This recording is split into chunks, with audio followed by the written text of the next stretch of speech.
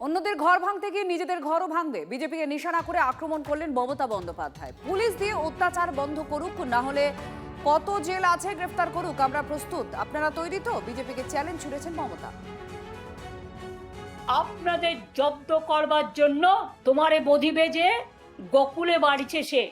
Police দিয়ে অত্যাচার বন্ধ করুন, আর তা নাহলে আপনার কত কারাগার আছে, আপনার কত জেল আছে, আপনার কত বন্দুক আছে, আপনার কত গুলি আছে, আপনার কত কোর্ট কেস আছে, আপনাদের সবটা দেখার জন্য আমরা মানসিকভাবে প্রস্তুত। আপনারা প্রস্তুত তো?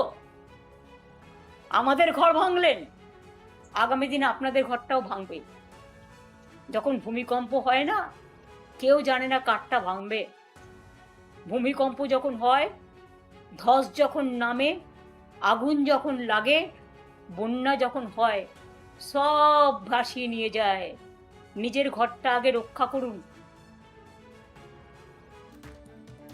আপনি বিকেলবেলা ফেসবুকেই থাকুন, রাস্তায় বেরোতে হবে না, মমতা বন্দ্যোপাধ্যায়কে কটাক্ষ মুখ্যমন্ত্রী শুভেন্দু অধিকারীর। ফেসবুকেই থাকুন আপনি বিকালবেলা, আপনাকে রাস্তায় বেরোতে হবে না। আর রাস্তায় আপনি যাতে না বেরোতে পারেন তার ব্যবস্থাও আমি করব। আপনি বাড়ির উপর নিয়ে খেলতে গেছিলেন, গোল খেয়ে বাড়ি এসেছেন। আপনি হালি শহর নিয়ে চেষ্টা করেছিলেন, সেখানেও ডবল গোল খেয়ে বাড়ি এসেছেন। যত কথা কম বলুন, বিশ্রাম করুন, অনেক বয়স হয়েছে। মাননীয় প্রাক্তন মুখ্যমন্ত্রী মমতা বন্দ্যোপাধ্যায়, আপনি যাতে বাড়ি থেকে না বেরোতে পারেন তার ব্যবস্থা করব, এ তো হুমকি, এ তো পুরোদস্তুর তাকে গৃহবন্দী রাখার চেষ্টা, গৃহবন্দী।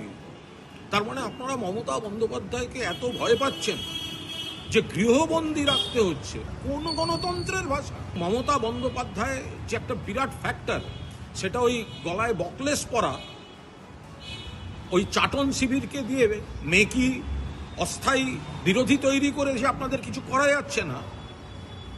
শয়নে স্বপনে জাগরণে মমতা বন্দ্যোপাধ্যায়ই আপনাদের কাছে আতঙ্ক, প্রতিদ্বন্দ্বী এবং শত্রু। এই কথাটা শুভেন্দুবাবু আপনার মুখ থেকে বেরিয়ে গেল, এটা কিন্তু গণতন্ত্রের পক্ষে অত্যন্ত বিপজ্জনক। সারা বাংলায় ঘুরবেন, সারা ভারতে ঘুরবেন মমতা বন্দ্যোপাধ্যায়, পারলে রুখে নেবেন।